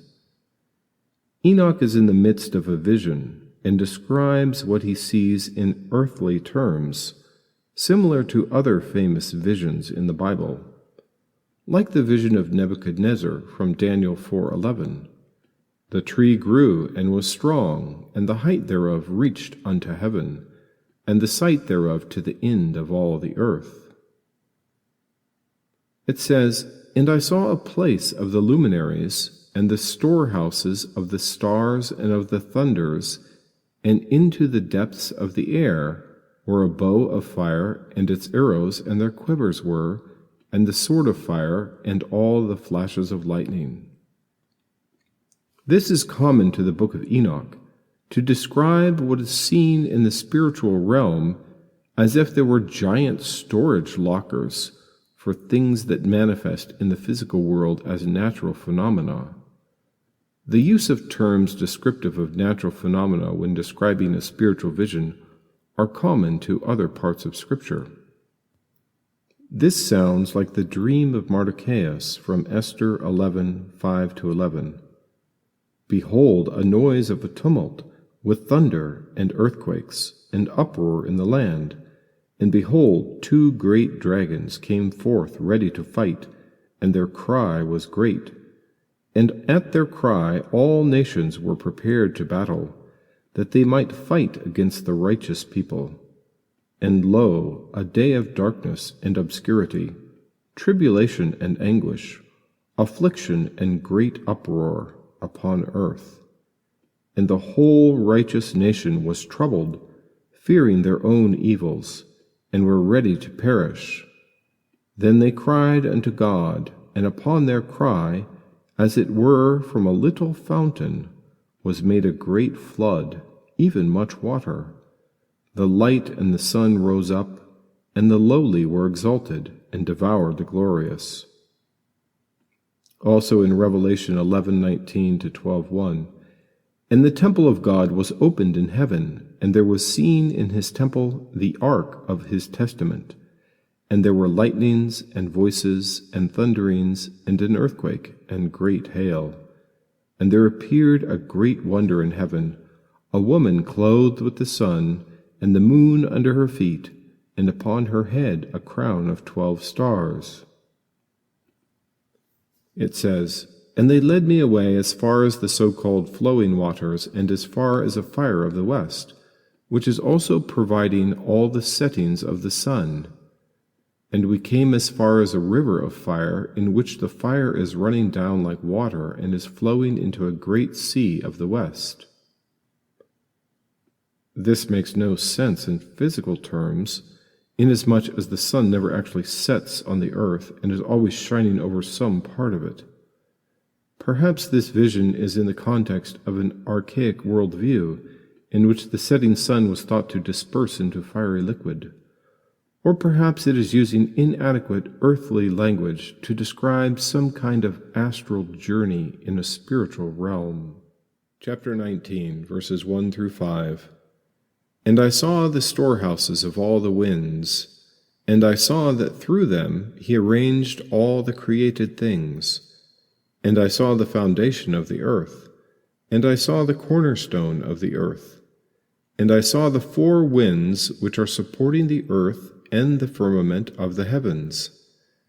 And I saw how the winds stretch out the height of the heavens, and they are made to stand between earth and heavens. They are the pillars of the heavens. And I saw winds which are turning the heavens, and causing the sphere of the sun and all the stars to set. And I saw the winds on the earth bearing in a cloud. And I saw the paths of the messengers. I saw at the ends of the earth the firmament of the heavens above." Though this is a vision of a spiritual realm, it parallels the physical realm of earth, which is a rectangular plane enclosed beneath a vast, transparent, vaulted ceiling. The unseen forces which carry the heavenly bodies are called winds, similar to the unseen winds which carry clouds through the sky. This same description of 4 winds at the ends of the earth and heaven is also used by Jesus Christ. Matthew 24:31. "And he shall send his angels with a great sound of a trumpet, and they shall gather together his elect from the 4 winds, from one end of heaven to the other." Mark 13:27. "And then shall he send his angels, and shall gather together his elect from the 4 winds, from the uttermost part of the earth to the uttermost part of heaven." Revelation 7:1. "And after these things I saw 4 angels standing on the 4 corners of the earth, holding the 4 winds of the earth, that the wind should not blow on the earth, nor on the sea, nor on any tree." Chapter 19, verses 6 through 8. "I passed by toward the south, and saw a place which is burning for itself night and day, where there are the 7 mountains made from very expensive stones, 3 lying into the east, and 3 into the south. And indeed of those to the east the one was made from colored stone, but the second was made from a stone of pearl, and the third was from antimony. But the ones to the south were made from a fiery red stone, but the middle one of them reached into the heavens exactly as a throne of a god, made from emeralds, and the top of the throne was made from a stone of sapphire." This description of great mountains, precious stones, groups of 3, and cardinal directions is similar to John's vision of the New Jerusalem. Revelation 21:10-13. "And he carried me away in the Spirit to a great and high mountain, and showed me that great city, the holy Jerusalem, descending out of heaven from God, having the glory of God, and her light was like unto a stone most precious, even like a jasper stone, clear as crystal, and had a wall great and high, and had 12 gates, and at the gates 12 angels, and names written thereon, which are the names of the 12 tribes of the children of Israel. On the east 3 gates, on the north 3 gates, on the south 3 gates, and on the west 3 gates. Chapter 19, verses 9 through 16. And I saw a burning fire, and beyond these mountains is a place, an edge of the great earth. There the heavens will be completed. And I saw a great chasm of the earth between pillars of heavenly fire, and I saw in it pillars of the heavens of fire descending, and they were not measurable, either in depth nor in height. And beyond this chasm I saw a place where there was neither a firmament of heavens above, nor a firmly founded earth underneath it. Neither was there water upon it, nor birds. Instead it was a place desolate and fearsome. And there I saw 7 stars like great burning mountains. When I was inquiring about them, the messenger spoke to me. This place is the end of the heavens and earth. This became a prison for the stars of the heavens and the powers of the heavens. And the stars, the ones rolling in the fire, these are the ones which transgressed an ordinance of the Lord in the beginning of their rising, because a place which is outside of the heavens is empty, because they did not come out in their seasons. And he was made angry with them, and he bound them until the season of the consummation of their sins, 10,000 years. It says, And there I saw 7 stars like great burning mountains. In the language of prophecy, mountains can signify kingdoms. Isaiah 2:2, And it shall come to pass in the last days that the mountain of the Lord's house shall be established in the top of the mountains, and shall be exalted above the hills, and all nations shall flow unto it. Daniel 2:35, And the stone that smote the image became a great mountain, and filled the whole earth. Revelation 17:9, The 7 heads are 7 mountains, on which the woman sitteth. A mountain burning with fire could signify the fall of a kingdom of some other great power. Revelation 8:8. And the second angel sounded, and as it were a great mountain burning with fire was cast into the sea. This concept of the abyss, or bottomless pit, as a place of imprisonment for rebellious angels, also signified by stars, is also a prophetic image common to the New Testament. Luke 8:31, And they besought him that he would not command them to go out into the deep. Luke 10:18, And he said unto them, I beheld Satan as lightning fall from heaven. Jude 1:13, Raging waves of the sea, foaming out their own shame, wandering stars, to whom is reserved the blackness of darkness forever. Revelation 9:1-2, And the 5th angel sounded, and I saw a star fall from heaven unto the earth, and to him was given the key of the bottomless pit. And he opened the bottomless pit, and there arose a smoke out of the pit, as the smoke of a great furnace. And the sun and the air were darkened by reason of the smoke of the pit. Revelation 9:11, And they had a king over them, which is the angel of the bottomless pit, whose name in the Hebrew tongue is Abaddon, but in the Greek tongue his name is Apollyon. Revelation 21-3, And I saw an angel come down from heaven, having the key of the bottomless pit, and a great chain in his hand. And he laid hold on the dragon, that old serpent, which is the devil and Satan, and bound him 1,000 years, and cast him into the bottomless pit, and shut him up, and set a seal upon him, that he should deceive the nations no more, till the 1,000 years should be fulfilled, and after that he must be loosed a little season. Chapter 20, verses 1 through 3.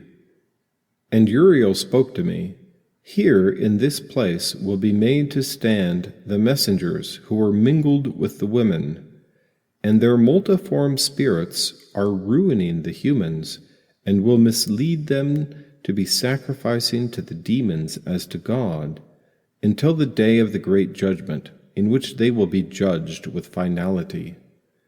And the women of the messengers who transgressed of the heavens will become sirens. And I, Enoch, alone saw the spectacles, the extremities of all things, and no one among humans may see as I saw. This idea that sacrifices given to false gods are really sacrifices to demons is restated by the Apostle Paul. 1 Corinthians 10:20. But I say that the things which the Gentiles sacrifice, they sacrifice to devils, and not to God. And I would not that ye should have fellowship with devils. It says, And the women of the messengers who transgressed of the heavens will become sirens. Sirens are Greek mythological figures which appear in Homer's Odyssey around the 8th century before Christ. The ship captain Odysseus has been warned of these insidious female mermaid-like creatures which lure passing ships to their doom with their irresistibly seductive songs. He wants to hear the songs for himself, however, so he orders his crew to plug their ears with wax and tie him to the mast of the ship. When he hears the songs, he goes mad and orders his crew to sail towards the sirens. They follow his previous order, however, and keep him tied fast until they have sailed safely out of earshot and he regains his senses. This punishment for the antediluvian women seems to imply that they were complicit in their affairs with the Watchers. Chapter 21, verses 1 through 10. And I traveled to a place where there was the unformed void, and there I saw fearsome work. I saw neither heavens above, nor did I see any firmly founded earth. Instead, it was a place unformed and fearsome. And there I looked at 7 of the stars of the heavens, bound and cast in it together, like great mountains, and burning in a fire. Then I spoke, For what reason have they been bound, and for what reason have they been thrown down here? Then Uriel said to me, one of the holy messengers who was with me, and he was their leader, and he spoke to me, Enoch, why do you ask? Why are you eager for the truth? These are the stars of the heavens which transgress the commandment of the Lord, and they have been bound here until the completion of 10,000 years, the time of their sinful actions. And from there I traveled to another place, more fearsome than the former, and I saw fearsome works, a great fire burning and flaming there. And the place had a narrow cleft extending to the abyss, full of great pillars of fire borne downward. Neither the measure nor the size was I able to see, nor to estimate. Then I spoke, How fearsome is this place, and terrifying to behold! Then Uriel, one of the holy messengers who was with me, answered me and spoke to me, Enoch, why were you filled with fear and intimidated like this? And I answered, Because of this fearsome place, and because of the sight, this terrifying sight. And he spoke to me, This place is a prison for messengers, and here they will be confined until an age into the age.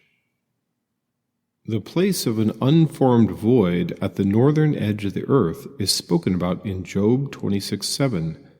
He stretcheth out the north over the empty place, and hangeth the earth upon nothing. Jesus spoke often of a fiery hell prepared as a place of everlasting punishment for the fallen angels. Matthew 25:41. Then shall he say also unto them on the left hand, Depart from me, ye cursed, into everlasting fire, prepared for the devil and his angels. 2 Peter 2:4. For if God spared not the angels that sinned, but cast them down to hell, and delivered them into chains of darkness to be reserved unto judgment. Jude 1:6. And the angels which kept not their first estate, but left their own habitation, he hath reserved in everlasting chains under darkness unto the judgment of the great day. In prophetic language, stars can signify angels. Revelation 1:20. The 7 stars are the angels of the 7 churches. Revelation 9:1. And the 5th angel sounded, and I saw a star fall from heaven unto the earth, and to him was given the key of the bottomless pit. Chapter 22, verses 1 through 7. And from there I was transported into another place, and to the west he showed me a great and high mountain, and of flint-hard rock. And there were 4 hollow places in it, having depth and width and very smooth. 3 of them were fully dark, and one was fully lit, and had a spring of water up the middle of it. And I spoke, How smooth are these hollows, and altogether deep and dark to view. Then Raphael, one of the holy messengers who was with me, answered me and spoke to me, These places, these hollow places, are there in order that the spirits of the souls of the dead individuals might be congregating themselves at one place into them.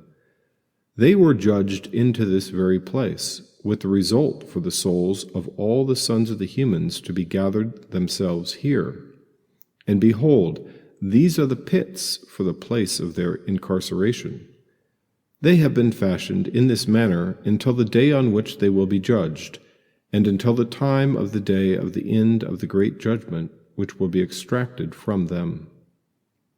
There I saw the spirit of a dead human petitioning, and his lamentation was going up as far as the heavens, and crying out and petitioning. Then I asked Raphael, the watcher and holy one who was with me, and spoke to him, This spirit, the one petitioning, whose is it, that in this manner his lamentation is advancing and petitioning as far as the heavens? And he answered me, saying, This spirit is the one which came out from Habel, whom his brother Cain murdered. And Habel makes petitions about him until the time for all his seed to perish from the face of the earth, and until his seed might be made to disappear from among the seed of the humans. This idea of a subterranean prison holding the souls of departed humans is referred to by 1 Peter 3:18-20. For Christ also has suffered once for sins, the just for the unjust, that he might bring us to God, being put to death in the flesh, but quickened by the Spirit, by which also he went and preached unto the spirits in prison, which sometime were disobedient, when once the long-suffering of God waited in the days of Noah, while the ark was a preparing, wherein few, that is, 8 souls, were saved by water. The idea of the spirits of the murdered dead making suit, or their blood crying out for vengeance, is a theme throughout the Old Testament from Genesis to 2 Chronicles. Genesis 4:10. And he said, What hast thou done? The voice of thy brother's blood crieth unto me from the ground. 2 Chronicles 24:21-22. And they conspired against him, and stoned him with stones at the commandment of the king in the court of the house of the Lord. Thus Joash the king remembered not the kindness which Jehoiada his father had done to him, but slew his son. And when he died, he said, The Lord look upon it, and require it. Jesus alludes to this in his curse upon the Pharisees, Matthew 23:35. That upon you may come all the righteous blood shed upon the earth, from the blood of righteous Abel unto the blood of Zacharias son of Barachias, whom ye slew between the temple and the altar. Luke 11:50-51. that the blood of all the prophets, which was shed from the foundation of the world, may be required of this generation, from the blood of Abel to the blood of Zacharias, which perished between the altar and the temple. Verily I say unto you, it shall be required of this generation. This is also summed up in the Revelation 6:9-11. And when he had opened the fifth seal, I saw under the altar the souls of them that were slain for the word of God and for the testimony which they held. And they cried with a loud voice, saying, How long, O Lord, holy and true, dost thou not judge and avenge our blood on them that dwell in the earth? And white robes were given unto every one of them, and it was said unto them that they should rest yet for a little season, until their fellow servants also and their brethren that should be killed as they were should be fulfilled. Chapter 22, verses 8-14. Then I asked about him and about all the hollows, why they were separated one from the other. And he answered me, saying, These three were made for the spirits of the dead persons to be separated themselves. And this first hollow has been separated for the spirits of the righteous ones, of which the fully lit spring of the water of life is in it. And this second hollow has been created for the sinners, when they might die and are entombed into the earth, but a judgment has not been executed upon them in their life. Here their spirits are separated for this great torture, until the great day of the judgment, the day of the perpetual scourges and the tortures of the cursed, so that there might be a recompense for their spirits. There he will be bound to an age. Truly he is from the beginning of the age. And this third hollow has been separated for the spirits of the ones who are petitioning, whichever ones are making disclosure with regard to the perdition when they were murdered in the days of the sinners. And this fourth hollow was created for the spirits of the humans, as many as will not be sacred, but would rather be sinners, who are wholly impious, and they were companions with the lawless ones. But because the ones who are suffering tribulation here are chastised less, their spirit will not be afflicted with damage on the day of the judgment, nor will they be raised from here. Then I blessed the Lord of the glory and spoke, Blessed is the judgment of the righteousness, and blessed are you, O Lord, of majesty and of righteousness, who is the Lord of the age. Jesus speaks of this division between the souls of the departed in the afterlife. Luke 16:22-26. And it came to pass that the beggar died and was carried by the angels into Abraham's bosom. The rich man also died and was buried. And in hell he lift up his eyes, being in torments, and seeth Abraham afar off, and Lazarus in his bosom. And he cried and said, Father Abraham, have mercy on me, and send Lazarus, that he may dip the tip of his finger in water, and cool my tongue, for I am tormented in this flame. But Abraham said, Son, remember that thou in thy lifetime receivest thy good things, and likewise Lazarus evil things. But now he is comforted, and thou art tormented. And beside all this, between us and you there is a great gulf fixed, so that they which would pass from hence to you cannot, neither can they pass to us that would come from thence. Chapter 23, verses 1-4. And from there I was transported to another place, to the west of the limits of the earth. And I was shown a burning fire which ran through it, and which did not rest, nor even halt its course day and night, but remained constant. And I asked, saying, What is this fire which never rests? Then Reuel, one of the holy messengers who was with me, answered me and said to me, This course of fire which you saw, and this is the fire of the west, which chases out all the luminaries of the heavens. Chapter 24, verses 1-6.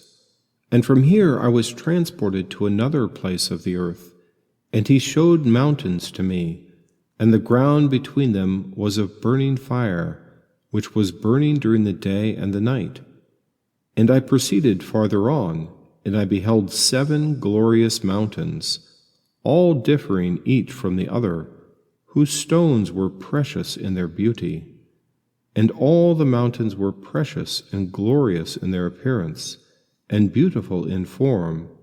3 to the east were firmly set one on the other, and 3 to the south one on the other, with deep and rough ravines. Not one approached any other. And to the mountain, the 7th mountain, was up the middle of these, and it was surpassing them in its height, like the seat of a throne. And fragrant trees were encircling it. And among them was a tree which I have not even at any time smelled, and among them was no other like it. It was having a smell more sweetly odored than all spices, and its leaves and its flower and the tree do not wither even into the age. But its fruit was beautiful, and its fruit was like dates of palm trees. Then I spoke, How beautiful is this tree, and fragrant, and its leaves are lovely, and its blossoms are very lovely to behold. Then Michael, one of the holy and honored messengers who was with me, and who was their leader, answered me. Chapter 25, verses 1 through 7. And he spoke to me, Enoch, why do you ask, and why do you marvel at the fragrance of this tree, and why do you want to learn the truth? Then I answered him, I, Enoch, and said, I want to learn about all things, but especially about this tree. And he answered me, saying, This high mountain which you saw, whose peak is like a throne of a god, is the seat where the great Lord, the Holy One of the glory, the King of the age, will sit whenever he may descend to visit the earth in goodness. And as for this fragrant tree, no flesh has authority to touch it until the great judgment, in which there will be rightful punishment upon all, and a consummation until an age. Then it will be given to righteous and sacred ones. Its fruit will be food for the elect ones, and it will be transplanted to a holy place, beside the house of God, the King of the age. Then they will be gladdened, gladdening themselves, and they will be made to rejoice. And they will enter into the holy place. Its fragrances will be in their bones, and they will live a long life for themselves upon the earth, such as your fathers also lived in their days in sorrow, and tortures and strokes and scourges will not touch them.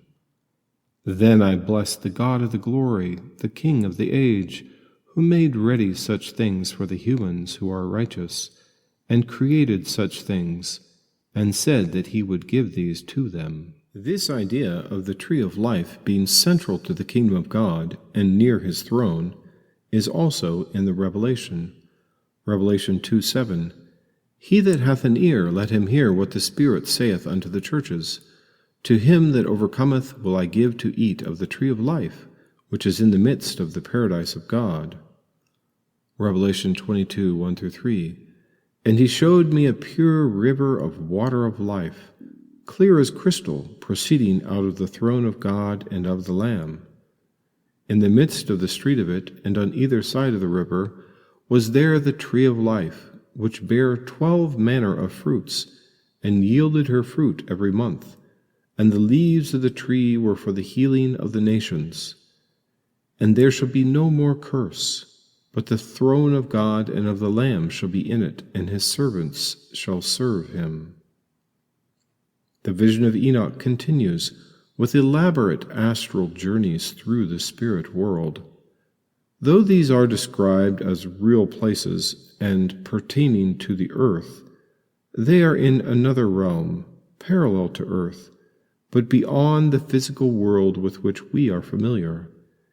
It is in this realm that the Garden of Eden can be seen, the tree of knowledge, and the tree of life. This is a place where man once was, and where Enoch returns to, being translated away from the physical world and into the spiritual. There he can be transported quickly to the center of the earth, or to the uttermost limits, being able to travel as the angels. What he sees is more than a dream or vision, and more of an out-of-body experience. Chapter 26, verses 1 through 6. And from there I was transported to the center of the earth, and I saw a blessed, fertile place, where there were trees whose saplings survive and burgeon from a felled tree. And there I saw a holy mountain. From underneath the mountain, water came out of the east, and its descent was toward the south. And to the east I saw another mountain higher than it, and between them was a deep ravine which was narrow, and through it water flowed underneath the mountain. And to the west of this was another mountain lower than it, and not of great height, and a deep and dry ravine was beneath it, between them, and there was another deep and dry ravine at the summit of the 3 mountains. And every ravine was deep and narrow, of flint-hard rock, and there was not a tree planted in them. And I marveled at the mountain, and I marveled at the ravine.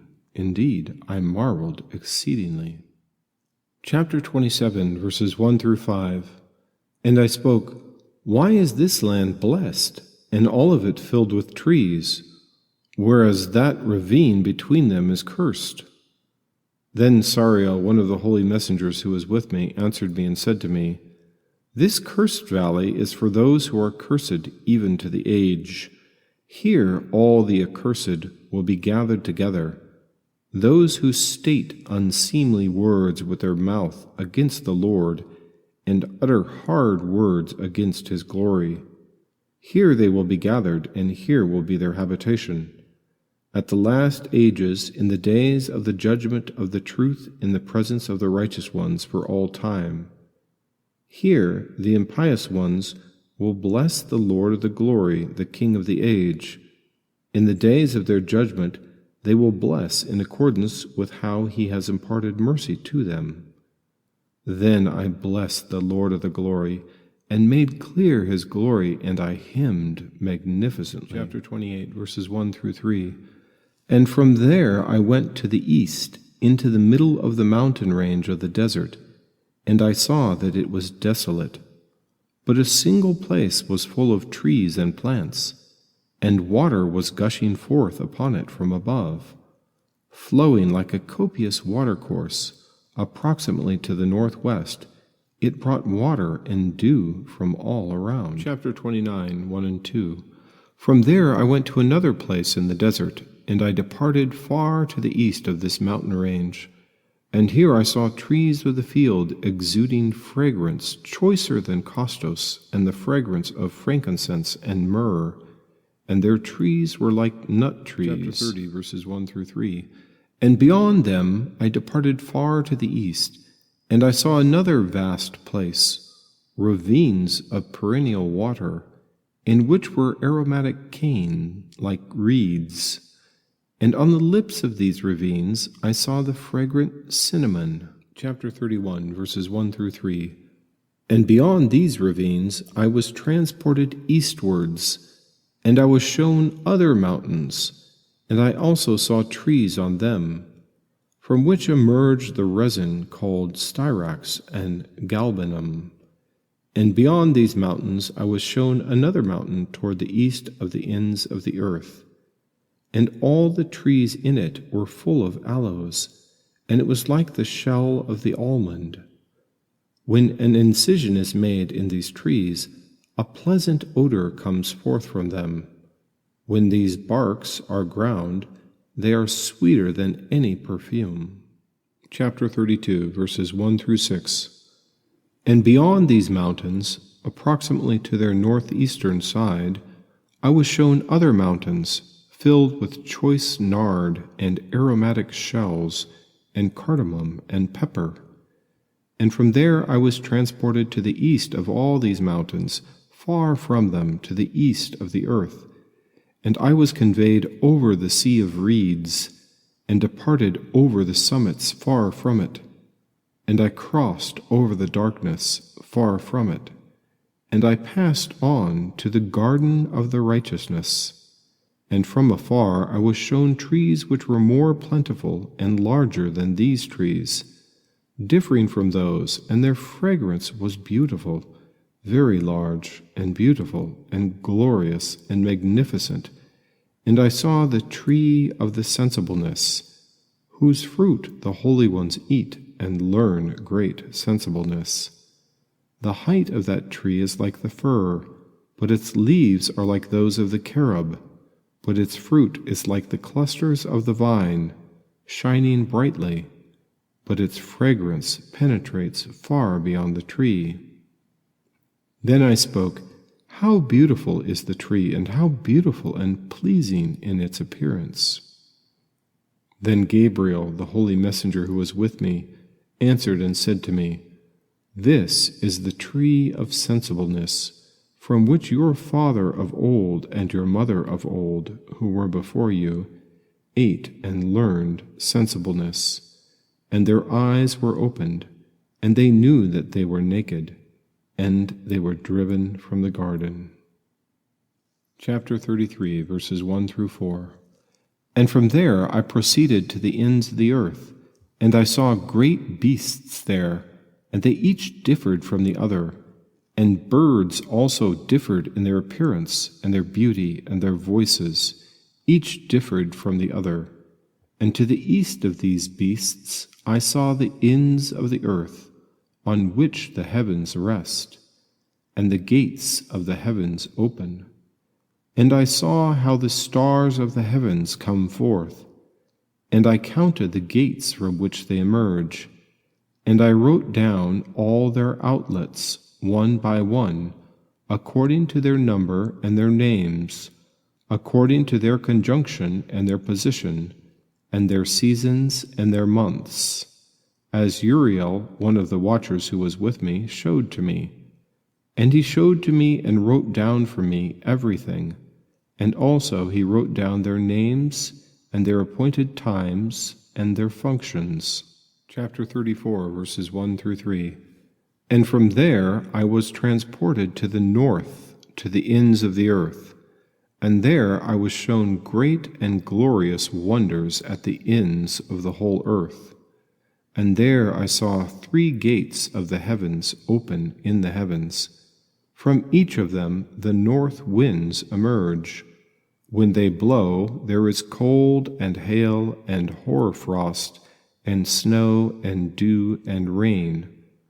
Through one gate they blow for good, but when they blow through 2 of the gates, it is with violence and affliction upon the earth, and violently they blow. Chapter 35, 1. And from there I was transported toward the west to the ends of the earth, and there I saw 3 gates of the heavens open, as I had seen in the east, the same number of gates and the same number of outlets. Chapter 36, verses 1 through 4. Then from there I was transported toward the south to the ends of the earth, and there I was shown 3 gates of the heavens open for the south wind, for dew and rain, and a wind came forth from there.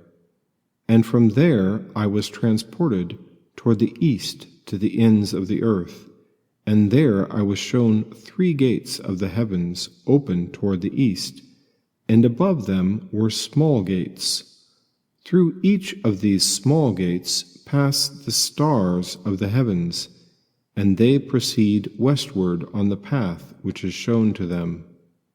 And when I saw, I blessed, and I will always bless, the Lord of glory, who has wrought great and glorious wonders, that he might show the grandeur of his work to his messengers and to the spirits of the humans, so that they might glorify his work and all his deeds, so that they might see the work of his might and glorify the deeds of his hands and bless him forever. This concludes the Book of the Watchers.